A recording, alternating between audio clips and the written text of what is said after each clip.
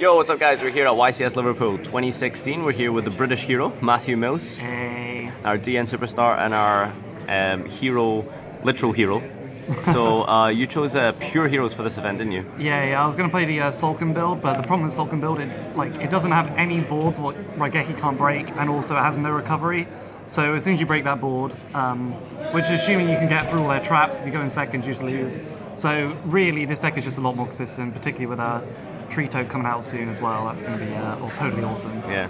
So, all right. yeah. So you lost on the bubble, but we thought we'd profile you anyway because we all love heroes. Cheers, man. So what exactly did you lose to on the bubble, basically? I lost to Metaphos, BAPK, and Blue Eyes. The Blue Eyes one was actually like a proper loss. Like he top decked the Return the Dragon Balls, I think it was called. Yeah. And the game. The other two, I just opened 5 monsters in game 3 and just lost. So. Shit. Yeah. But yeah, let's see the profile then. Okay, so obviously we got 3 my boy. Yep. This card's obvious. This time, 3 Bubble Men.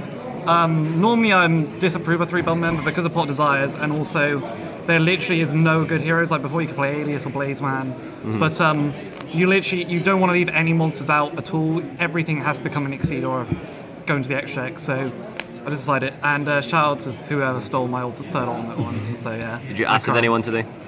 I tried to, and it got strikes. So I was like, oh. He doesn't come out much anyway, but so I actually opted to play 4 star cards, 1 Goldfish, 3 Goblinberg. This is slightly more utility because with this you can actually make like water exceeds. But what I was fearing was Utopia Lightning. So if I played a Hero Lives and then some of this and this somehow got stopped, they could literally Utopia Lightning over this. I'd already be 4,000 down, so it'd be 4-2 damage, which is actually game. It never happened, but it could happen. He is pretty cool with the 2k defense, though. I didn't set it at all, but but yeah. And this guy blocks Torrential Tribute if anyone plays it, but. The most important is actually 2 Summon a Monk. A lot of people only play 1 now, but it's really good just being able to discard a spell, getting another one, and then discard another spell to get out of the Shadow Mist, and then you can overlay these for Rafflesia. Whereas if you only play 1, you can't do that. So it's actually really important you play 2, and it's really good. So yeah. Obviously, the 3 Hero Lives, like, this is just standard, I guess. Anyone who plays 2, you're just a mong. Like, sorry, it's stupid. 3 Mass Change. It's very important that you play, like, the older Ratter, because on this, if they chain book for Eclipse to this, it wouldn't resolve. Whereas the new text actually says if the monster goes face down, you still resolve it. So if you play the old text, they book of Eclipse it all day and you still resolve, so that's quite cool. It never happened this weekend, but previous regionals happened those times. 3 like Pot Noodles. Like this card's absolutely insane. Like sorry. Particularly as rank 4s are quite good now. I remember like stage 2 of the LODS, like last year I wasn't playing any of these because Dark Law was just like much better, so it was much better to play my Master Charge and stuff, which I'm not playing, but yeah. Basically, Norden is just absolutely insane in this deck, particularly with Totally Awesome coming out. 1 Rhoda, 2 Equals. I actually was playing a Parallel Rhoda before and the judge gave me a warning, told me to take it out, so I had to play a gold one. Equals actually just a really bad card. Like you can only use this turn 1, and outside of that it really doesn't work. Whereas this is more versatile, like every time. But I actually really disapprove of 3 Equal. I've vaguely considered it, but I never play it. Like, just that's enough searching, I think. 2 Pot Desires. I really wish I played the 3rd actually, but every time I played this, like, I think outside of 1 game, I banished. There's 2 games where I didn't banish 2 or more Bubble Men, basically. Every time I resolved this, like I banished so much good stuff, and I was actually kind of Desires, but like kind of good. But no, 2 Desires. I definitely think I should play 3rd. Patrick Hoban, like shout out to my boy. Board wipes. I think this was enough. Like going second, you can have quite a problem, but Raigeki with Dark Law is really good. Our Bristol regionals like the other week, my opponent was playing Blue Eyes Soul Charge and ended his board with like Hope Harbinger, Spirit Dragon, like a Blue Eyes and a Morphage Goliath, whatever it is. And I played this card and drew into this and won the game. FTK'd him, so shoutouts to Raigeki. And then 2 Cosmic Cyclones. People say like life points are quite an issue in this deck. It is, but hitting Fogblade and Cosmo Town and stuff and Pendulums is just a lot better when you hit them with this. So the life points didn't actually come an issue.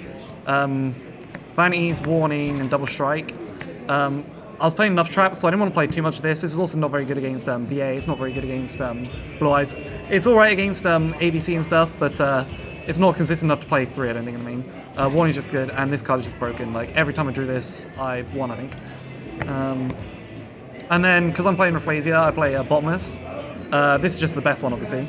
Treacherous. This is actually really good against ABC, and yeah, it's really essential because you can make Rafflesia against the board and just immediately use this, so it makes Rafflesia like an assault card, really. And then like the best trap in the whole Rafflesia is Floodgate Trapple. So this card's actually really, really good. Basically, if you don't know, it's a Quaking Mirror Force whenever they normal summon or flip summon or special summon. I'm not sure if flip, but no one flips anyway. But essentially, they go like summon A or B or whatever. Use Union Hanger that starts a chain. You chain this. It goes face down, and they can't equip. So yeah, and it puts people so far back. Against Blue Eyes, this guy Soul Charge for 4, and I just went Floodgate and won next turn. So there's that. Nice. Side or extra? Just whatever. Go for it. Okay. Well. We'll do the extra because we got 2 on my boy this time. Normally, I'd like to play 3, but because games don't last as long anymore, like you can get away with 2 easy. I didn't need 3rd at all, and particularly as I'm not playing Mass Charge, like 2 is enough. Anki, I summoned this once because I had 3 mass change, so I could just attack 3 times the mass heroes for a game, which is fine. Acid, I summoned this once, it's got Striked. He really doesn't come up much anymore. He used to come up against Magicians and like Pepe back in the day because you could pull out the scale, but nowadays he like doesn't. And when they have lots of back row, it's probably going to get striked anyway, so just don't summon him. And the last fusion's Norden, obviously. This card's just bonkers, like, sorry. Some of you got the star of the deck, Traptrix Rafflesia. Most of your turn 1 boards right now without Bahama Shark is going to be activate a Hero Lives, or just get 3 monsters and make this with Dark Law. And it's actually just really hard to out, like particularly if they're playing, even if they're playing Gamma Seal, like you give them the option to either deal with Dark this, Law or Rafflesia. Yeah. So and ABCs just can't out this card, like because they resolve so much around their normal summon, they just can't get rid of it. They either get rid of this and they can't summon, or they get rid of that and everything they do is just banished, so they still can't summon Buster Dragon anyway. But yeah, so this card's just like the best thing right now. Like this deck is actually just really, really good when you don't break. So Spider Shark, for a lot of people who don't know what this does, basically it's got 2 effects. You make it with 2 level 4 waters, and when either player monster declares an attack, you can detach 1, and it lowers all your opponent's monsters by 1,000. So it's really good against Cosmo and just big boards, like because it's actually really hard to kill. And then when it dies, by the Strike or Warning, or even just by battle, you can special summon a monster from your graveyard. So you can either summon this and get back another monster. So one guy strike this, and I was like, okay, special summon Norden back again, make just another Exceed. You can special summon Shadow Mist, like Search a Mass Change, or even if you've got nothing else, you can just summon Bulkman and draw 2 if you like. But I never drew 2 at all this tournament. Utopia Package. Like, these cards are just really good in this deck. Like, I summoned this guy so many times, he's really good. Dark Rebellion, Sea Dragon. He only really comes up in the Blue Eyes matchup, but he's just really hard to deal with because this goes to 4,000 normally. So they just can't kill it. Like, it's just really hard to deal with. Dweller, like, this card, I think I summoned like once a weekend, if that. He can be relevant with Norden just because it gives it the 500 extra attack. So, I mean, he is what he is. You need him against like certain times, but he's not actually that needed anymore. Castel, like I summoned this guy a few times, it's pretty good. Digest Emerald, like this card used to be like really essential, and in testing, like he come up a lot, but I actually didn't summon him all the weekend. I think the problem was because I was playing like so conservative. I didn't want to invest into this. I'd rather make another Exceed. Like this guy, you normally make him by detaching a Shadow Mist, returning all your Bubman, draw 1, and then search the Bubman with a Shadow Mist. So, which means you can make another Exceed, but I just, it never come up this weekend. And then the game pushes. Gaggo Samurai, this comes up actually like really a lot, and a lot of people don't actually know the second effect of it, which is you can turn into defense mode when they declare an attack, and the attack has to come to him. So normally if you have like a Dark Law and a Samurai, they'll go, I don't know, with like just some big monster. They'll go, like say a Blue Eyes White Dragon.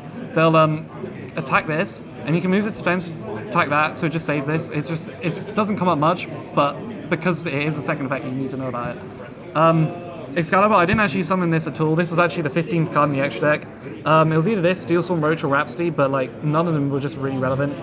So I thought like I may be just able to attack, but he didn't come out much. I never summoned once.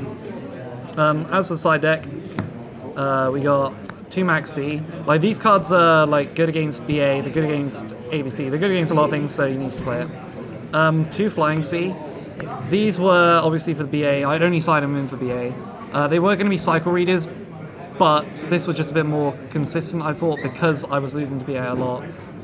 As it is, I beat 1 BA, lost to 1 BA, so I didn't actually draw the tools, so I don't know how it was tested.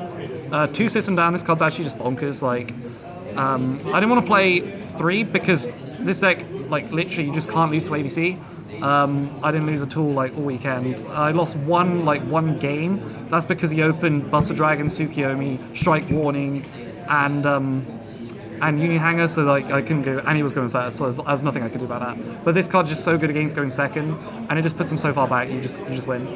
3 Twin Twister. This goes against road decks. I didn't play like many like back row heavy decks, but against, I mean, I bought them in just if I think they're going to be playing a lot of back row. Against ABC, you just have to assess how like many back row they're going to play. If you think they're playing a lot of back row, then this comes in. If not, you don't need it. The 3rd Dark Hole and the 3rd Solemn Strike. Yeah, this is just an additional board wipe versus Pendulum, really. And this was going first against Pendulum, you need this as well.